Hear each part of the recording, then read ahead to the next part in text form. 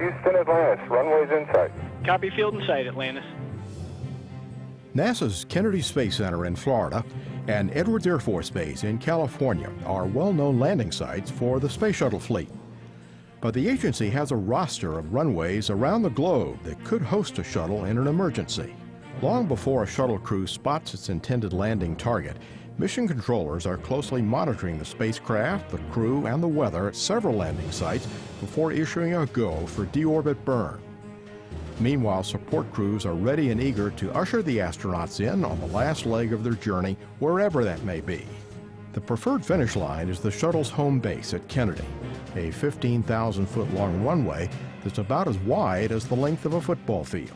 It's just awesome to see this big, heavy, bulky thing coming out of the sky and you know, almost coming straight down like a brick. I always say it's like a brick, and it just glides out and lands. Construction of Kennedy's shuttle landing facility wrapped up in 1976, but the site didn't host any shuttles until 1984. From the first shuttle mission in 1981, the primary landing site was Edwards Air Force Base, adjacent to NASA's Dryden Flight Research Center in California. Richard Merritt, a landing support manager with the United Space Alliance, says Florida's marshy terrain is the main reason it took nearly a decade to move from one coast to another. We're still a research and development type of spacecraft. They just weren't comfortable with the target here. If you look from above and looking on the runway, each side has a lot of water. So if you didn't make the runway here, you'd be talking to the alligators. So out in the desert, we landed on the dry lake bed. It's just lots of room to if you had some kind of problem and you didn't quite make the runway. So I believe that's the difference. Much better target. Columbia was the first shuttle to complete a mission when it touched down on that dry, expansive target April 14, 1981, ending STS-1. Welcome home, Columbia. Beautiful, beautiful. So I'll have to take it up the hangar, Joe. We're going to dust it off first. As NASA's backup site today, mainly because of Florida's often finicky weather, Edwards has welcomed home more than 50 shuttle crews. The main difference in landing a shuttle at Kennedy and Edwards is all in the processing.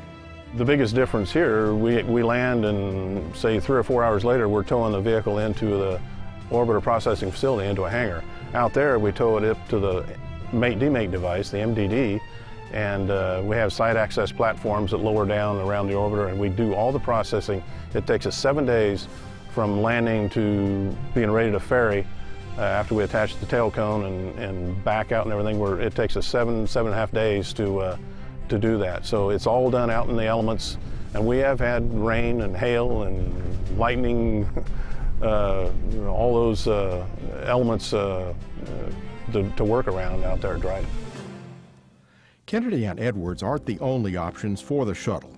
There's also White Sands Space Harbor in New Mexico. It's where astronauts practice landing their shuttle training aircraft because of its close proximity to NASA's Johnson Space Center in Houston. It's only been called upon one time to host a real shuttle landing, though, Columbia on the STS-3 mission on March 30th, 1982. Merritt says it was tough to process the shuttle in the gypsum-filled desert, and there's a reason it's called White Sands. Parts of it looks like a moon with the dunes. It's just pure white.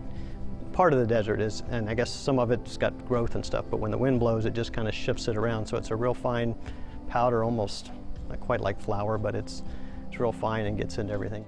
After that first and only landing, NASA chose to relocate the processing turnaround area to minimize the wind. The end of a mission is not the only time NASA focuses on a landing site. If a shuttle were to encounter a problem during launch or entry, it could return to a transoceanic abort landing site, also called a TAL site. There are 2 in Spain and 1 in southern France. Other countries that once hosted TAL sites include the Republic of the Gambia, Senegal, and Morocco. This reminds me of the site we used to have in Bangalore, Morocco. It was a landing strip out in the middle of the desert with a tower and very little else. And we built a building there, and we used that for missions all the way up until the early 2000s when we closed that site and opened up Istres, France. Glenn Lockwood flies out to a TAL site before every launch and says even if it's a perfect day in Florida, bad weather elsewhere could be a showstopper. Our number one concern here is safety. The site needs to be ready to support an orbiter landing for every launch. That's why we augment 3 TAL sites, because weather sometimes eliminates 1, perhaps 2 sites, sometimes all 3 TAL sites. If all 3 TAL sites are down because of weather, then we cannot launch. In the Space Shuttle program's nearly 30-year history, a TAL site has never been needed, but that doesn't change the intensity of preparations for the team. Columbia is in the roll. We've got a fuel cell PH number 1. Roger roll, Columbia, we're looking at. Back in '99, it was Eileen Collins' mission. She was commander at that time, and we had some technical problem with the vehicle upon launch, and so we were concerned that we might be needed, but we weren't, thankfully. We've never been used, and of course everybody, when we go over there, we are basically programmed to be ready, but we are all hoping that we will not be needed.